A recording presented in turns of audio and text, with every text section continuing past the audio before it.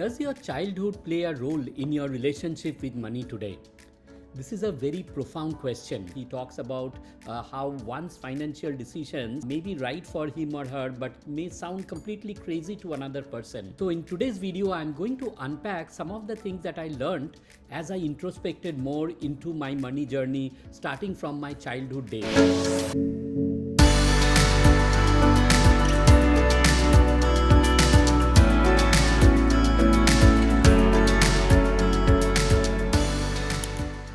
Does your childhood play a role in your relationship with money today? This is a very profound question. And as I work with many different clients, I always wonder that why do people have such different responses to the same money situation? So in today's video, I'm going to unpack some of the things that I learned as I introspected more into my money journey, starting from my childhood days. And what I realized is that a lot of the financial decisions or my relationship with money has actually shaped or has been shaped much earlier, maybe decades earlier, when I had my first encounters with money, and then subsequently as I kind of grew up, all the different money stories, and some of them may not be even directly money stories, that have actually shaped my financial behavior today. And this is particularly important because some of the things may be actually keeping us stuck or kind of resulted in a limited belief that we are not able to outgrow. And unless we do that or are able to do that, building sustainable wealth will be very, very different. So I'm a financial coach for immigrants and mid-career professionals. I have lived in 2 countries. I have kind of lived my financial life, my career, and in general in both India and the US, 20 years in India and now for the last 7 years in the US. And I have achieved financial abundance or financial freedom first in India and then in US. So this has given me a lot of insights, and I'm at a stage where I can today look at my finances back, like going back, and not only in terms of numbers, but in terms of behavior and in terms of what has really shaped those behavior. And that is what the source of this video is. Now, I don't know whether you have read the book Psychology of Money by Morgan Housel. It is also on the similar lines. Of course, it is much deeper. He talks about how one's financial decisions may be right for him or her, but may sound completely crazy to another person. And one of a couple of things that he starts with in the introduction is, traditionally, finance has been introduced to us as a math or a physics subject with a lot of rules, laws, numbers. But in reality, what goes on in your head when you think about money, when you think about spending money, saving money, investing money, there are a lot of human emotions and there are a lot of subjective things that goes around. And this is the reason that as I explored this and discovered this, that kind of resulted in my becoming a financial coach, because I started falling in love with this aspect of money, solving this problem for a lot of immigrants. And especially as you are an immigrant, if you are moving in your mid-career or mid-stage in life, then a lot of these factors will play havoc in your financial decisions or life decisions, because now you have changing immigration situation, you have a lot of responsibilities for your family. You are in a way a sandwich generation where you are taking care of kids as they are growing up, and on the other hand you are also looking after, or you are responsible for your aging parents back in India, or maybe they are moving in with you in the US. So all of these dynamics, and then when you couple it with the money stories and the money beliefs that has shaped your life so far, it is a very complex equation.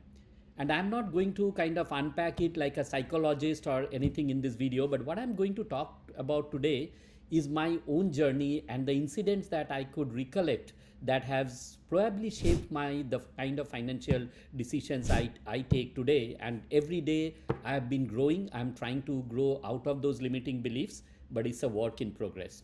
So let's dive into this. Now, there are many stories. I know everybody has in their life, and by the time you reach your mid-career, you would have accumulated a lot of experiences, a lot of stories. So really the purpose of this video is for you to, after you hear about my 5 or 6 stories that I'm going to tell you, and then be able to use that as a catalyst to explore your own money mindset, your own money story. So let's get started. The first story that I can remember, or my first encounter with money, was very, very simple. And this is very common for most of us in those ages. Like, we did not have digital money in those ages. So what used to happen was, my kind of encounter with the bills, with the rupee bills, was whenever any relative visited our home, and while going back, or maybe they stayed for a couple of days and now they are going back, they used to give a small, maybe a 10 rupees, 5 rupee bill to us, and as a small gift, because they did not have the time to buy a gift or something like that. So to the kids in the family, they would used to give this and say, okay, you can buy sweets, or buy toys, or whatever it is.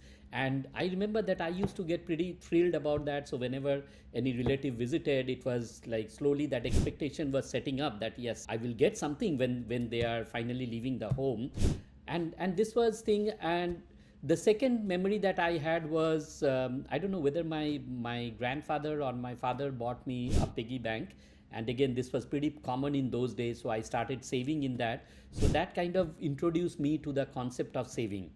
Now, this, up to this, it is very, very common, and I'm sure for a lot of us who were born in those 70s, 80s, or even in the 90s, you would have had similar memories. But if you are younger, maybe after you are born after 2000 or so, you may have a completely different memory, because by that time the world of finance has become a lot more digital. So now your parents or your whoever wants to gift you money may be sending it directly to your account. You may have an account in your name from a very early childhood. My daughters do have that, and I know, like, their grandparents and I have contributed to their account several times, but they did not have that concept of getting that money physically and be able to use it themselves directly at a very young age. In their teenagers and all, by that time they will start operating that account, hopefully, and start to be financially savvy. So that was the first story that I remember, my earliest encounter with money. But from here on, the lessons became more and more profound, or the events that happened actually made a very big impact in the way I make financial decisions today. The second one, today, when I can trace, there is a, and this is not direct, this was not impacting me directly that time, but it caused a lot of mental tension in our family. And today, when I think about it, it has actually taught me a very good lesson.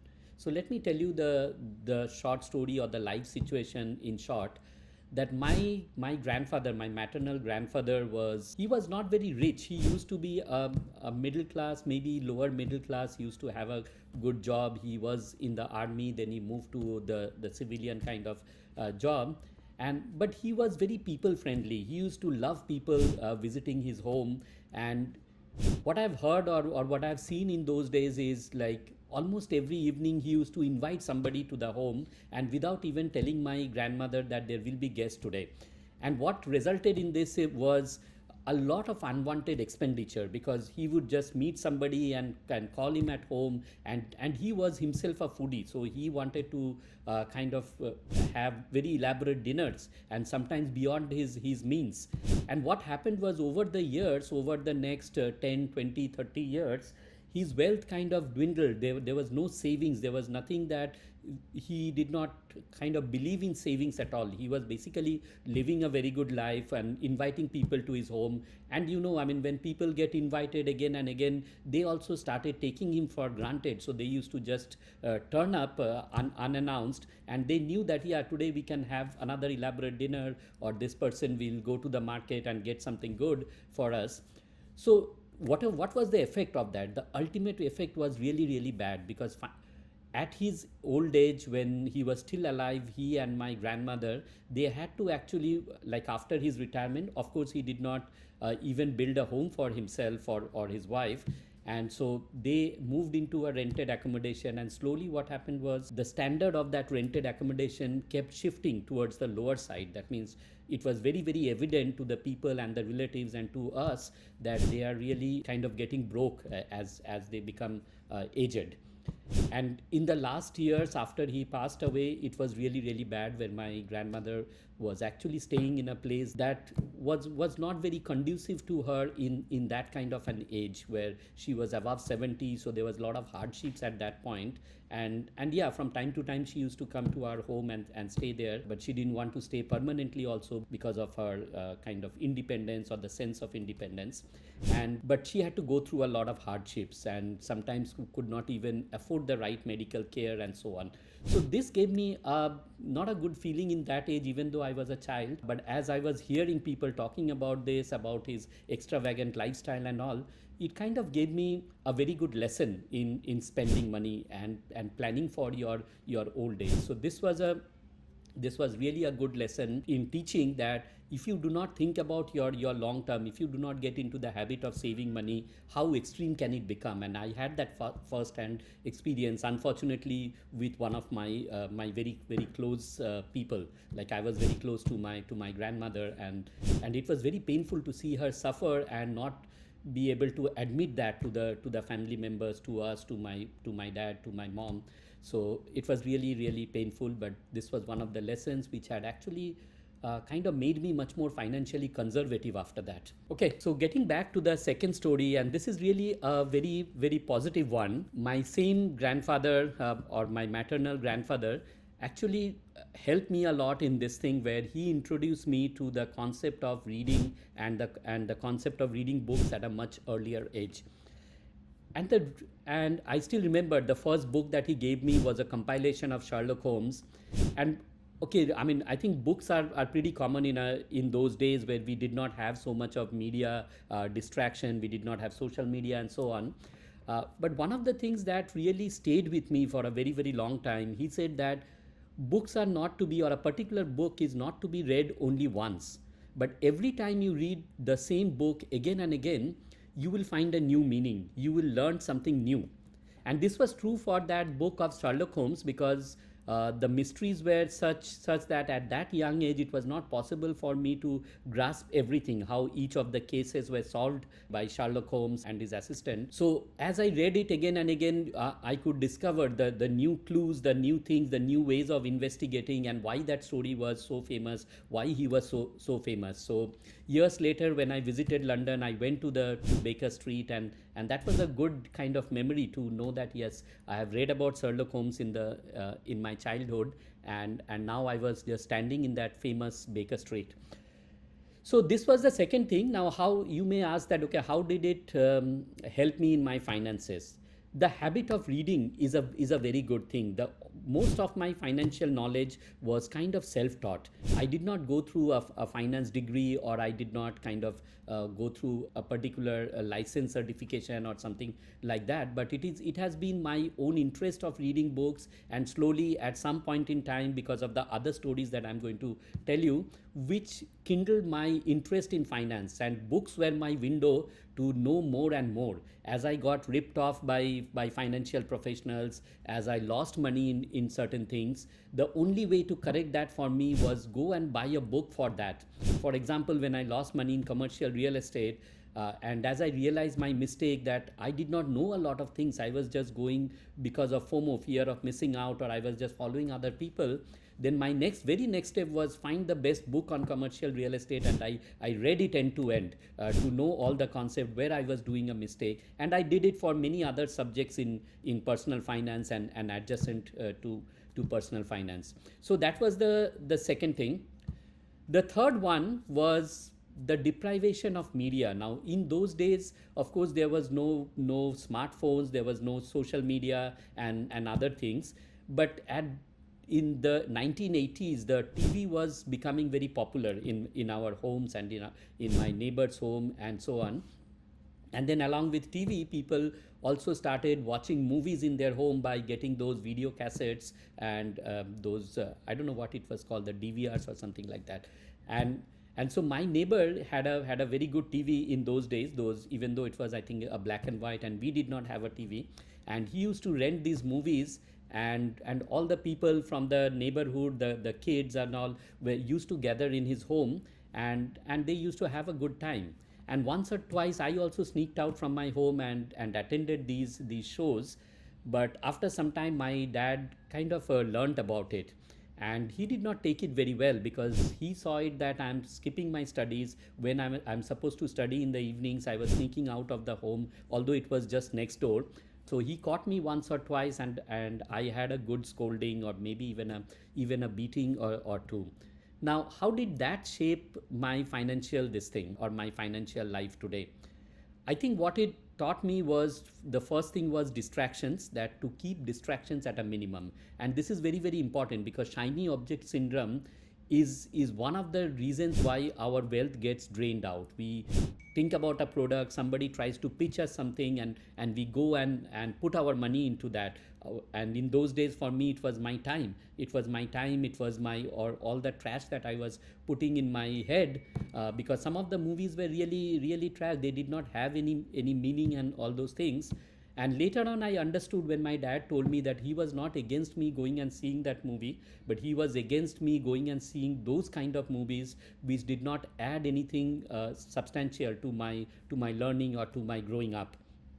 And so it basically told me the lesson, or the lesson of consuming quality content, and not just kind of spend your time in trash content. And in today's world, it is even more important because we have so much of social media influence on us. We are constantly scrolling on our smartphones, and a lot of the time you'll see the amount of financial influencers that are trying to tell you, or that are trying to sell you all kinds of financial stories, financial concepts, making false promises.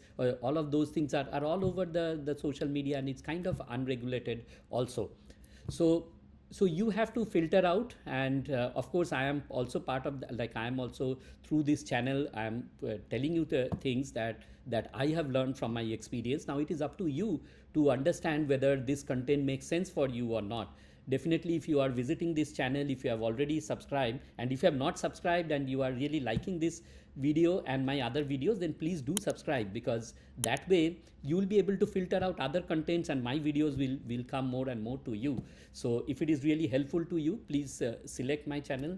If not, then I appreciate that you are still browsing, and you can, of course, you are free to find other more relatable content to you. So that was really the media point that I clearly remembered, that my father gave me a good lesson on consuming the kind of media that should be consumed.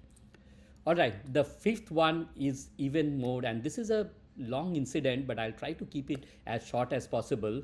But this had the most impact on my financial life even today, and I can very well relate to it. So let me tell you this story. So when I was in grade 9 or class 9, as they used to call it, 8 or 9, I caught this bug of breakdancing. So I was a fan of Michael Jackson. I used to like his dances and the way his popularity was growing in the 1990s, that I really kind of almost worshipped him.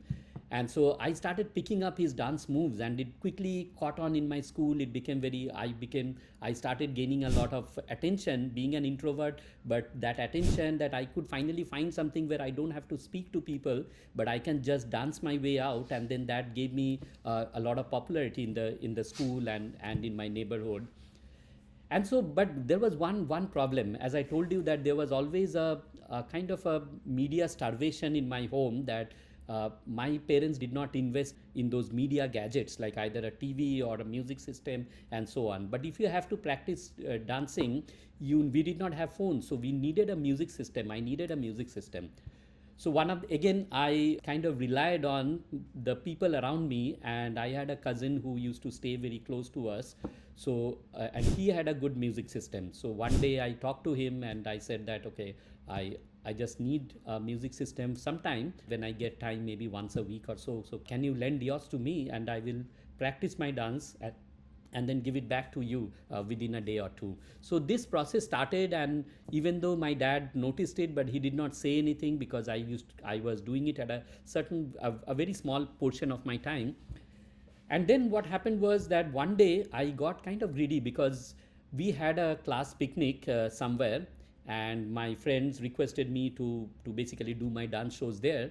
But the only missing piece was that, okay, how do we get a music system in that picnic spot? So I decided to take this one without telling anyone. So we went out there, we had a good time, but while coming back, we were in a bicycle, and there was an accident in which I met with an accident, and that system fell on the ground and it got shattered completely. And to keep the long story short, the next few days I had to hide that from my cousin, from my parents, and I was running around in the market trying to basically trying to repair it. But it was an obsolete model, so it was a model from Hitachi, and there was no direct fit or there was no direct replacement, even if I was ready to spend the money to get it out. And I don't remember where I was getting the money to even repair it. But whatever it is, finally somebody could put together a cabinet that held the whole thing, got it working back and everything. But it was very clear that the damage was done, and now it has been kind of just repaired or patched up. And so I took that patched up thing and I told my cousin and my dad, and definitely I got a very bad scolding from my dad, and I think maybe a bit of spanking too. But that day he gave me another lesson, that when you are taking other people's thing, just be very, very careful, because it is not about just the thing, it's about your image, it's about your self-esteem. And if you are not able to return it back as that person is expecting it, he or she may not tell you anything, but you have damaged your reputation, you have done an irreparable damage to that relationship. Now, how is this story important today? It is important in case of when you are incurring debt. Now, I know that you will say that when we are taking debt, we are taking it from a financial institution, and very often we take it from friends and family. But first of all, if you are doing it with a friends or family, make sure that it is treated as a business like, because a lot of the times I have seen my family members asking for a loan, and I'm very careful because it can actually destroy that relationship. So the same thing happened here. But today I have seen that unconsciously I use it whenever I approach debt, whenever my credit card debt is increasing. I get that feeling of losing my self-esteem, losing my reputation, that what if I'm not able to pay it, or what if I have to pay with a lot of interest. That interest becomes kind of an ego for me, that why do I have to pay interest to that. And similarly, when I take a big amount of debt, even if it is for a good debt like a mortgage, I'm always very careful. I do my homework very carefully to make sure that I'll be able to afford the payments in the worst of the worst cases. So this was a thing that has shaped my sort of risk tolerance towards debt. Now, I don't know whether it's a good thing. In some cases, it is a good thing. But when you talk about building wealth, or if I wanted to become a real estate investor, I'm sure this would have held me back, that I could not have taken more than 3-4 loans. After that, I would have really felt very uneasy with having so many loans in my name, because in my subconscious mind, that incident still remains etched very, very strongly. All right. And then the last one, where again another of my father's, I think, lessons was, he had this concept of tough love, and I'm sure a lot of Indian parents used to have this. So during the same time when he was seeing that I was so passionate about my breakdancing and all, he had this concern that I may be ignoring my studies, and I may not do well in my life going forward. And if you remember, in those days we did not have so many career options. You had to become an engineer or a doctor, otherwise you'll have a certain period of struggle for many years. And so it was very important for me to either get into engineering or medical. And one day he told me very clearly that if you do not get into a good college, I'm not going to support you for long. So you'll have to find your own way. It was very strange in an Indian family in those days, where parents actually go to extreme lengths to support their kids, even in their adult life. But my dad somehow told me at a very early age that if you do not get into a job, or if you do not get into a career where you'll start earning early, then you'll have to find something else to do, or you have to take control of your life. And I think that helped me immensely in my finances. Even today, I have that very independent mindset of kind of making sure that I earn enough to be able to sustain me and my family, and also be able to save, so that, because you never know when your job can be, when you may lose your job, or you may be in a very dire situation where if you do not have savings, then I think this all kind of finally boils down to having a good mindset towards emergency fund, keeping your finances in a defensive state, and so on. So these were the really big incidents that shaped my financial life, and it is very introspective and very profound for me to go back and think about these incidents, and I would encourage you do the same. But before you go into this deep state, why don't you download my 4-step guide from the link in the description below, and that will give you a way to look at your finances today. And the first step is of course financial awareness, and as part of that you can think about your money state, and as you work through those 4 steps, keep these stories in mind, because some of them have actually done a good to you, some of them may have an unpleasant memory, and it may actually be holding you back. All right, so this was a pretty long video, and I will kind of end it here. But as I said, if you are consuming such financial media and if you think my channel is something relatable to you, then please subscribe to my channel, and I will be able to reach more people like you. Thank you.